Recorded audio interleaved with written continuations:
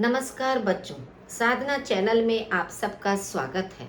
बच्चों, आज हम संस्कृत मंजूषा के पाठ 7 वृक्षस्य व्यथा का अर्थ स्पष्ट करेंगे। इस शीर्षक का अर्थ है वृक्ष की व्यथा यानी कि पीड़ा, वृक्ष का दुख।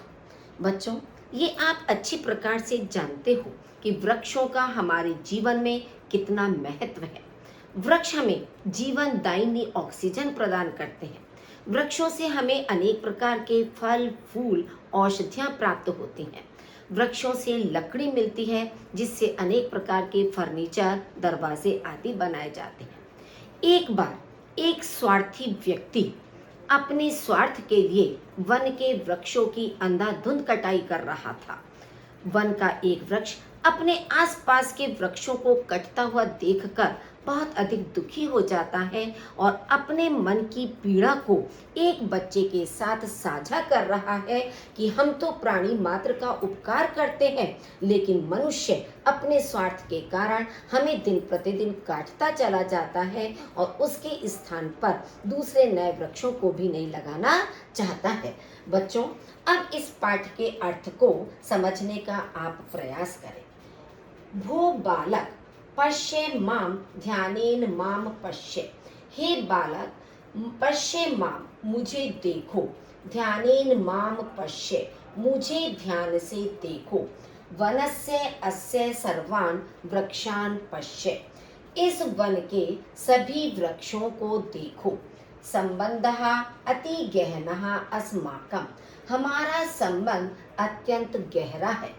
वनम इदम सर्वेषां प्राणिनाम उपकारकम। यह वन सभी प्राणियों का उपकार करता है। मम काष्ठेन निर्मितानि, मेरी लकड़ी से बनी हुई है। काष्ठ फलकानि आसंदिकः कपाटः वातायनानि कलमः अपि ते। काष्ठ फलकानि कहते हैं लकड़ी की मेजें, आसंदिकः माने कुर्सियाँ, कपाटः दरवाजे, वातायनानि खिड़कियाँ, ते कलमः अपि और तुम्हारी कलम भी। यानी वृक्षों की लकड़ी से क्या क्या बनते हैं? कुर्सियाँ बनती हैं, मेजें, दरवाजे, खिड़कियाँ और जो पेंसिल कलम हम प्रयोग में लाते हैं वो भी इसकी लकड़ी से ही बनती हैं। पृच्छताम अध्यापिका सा ते कथिष्यति। अपनी अध्यापिका से पूछो, सा ते कथिष्यति, वह तुम्हें बताएंगी। वर्षाम अहम करोमि, मैं वर्षा करता हूँ। जलापलावम च अपि निवारयामि, बाढ़ को भी रोकता हूँ। अनावृष्टिम अपसारयामि, सूखे को रोकता हूँ। यानी कि जब बिल्कुल वर्षा नहीं होती है, चारों ओर फसल सूखने लगती है, सूखा पड़ जाता है, तो वृक्ष सूखे को भी दूर करते हैं।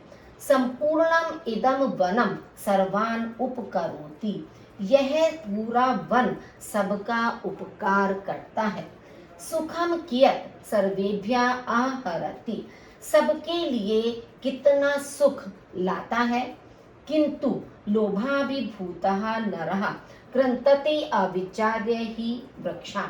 किंतु लालच के वशीभूत होकर मनुष्य बिना सोचे विचारे वृक्षों को काटता है।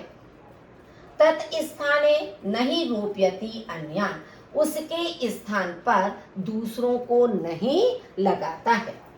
निवार्य निवार्य लोभिनम तम, रोको रोको उस लालची को। यानी कि जो लालची व्यक्ति लगातार वन के वृक्षों को काटने में लगा हुआ है, तो वन का वह वृक्ष उस बच्चे से कह रहा है कि उस लालची को रोको।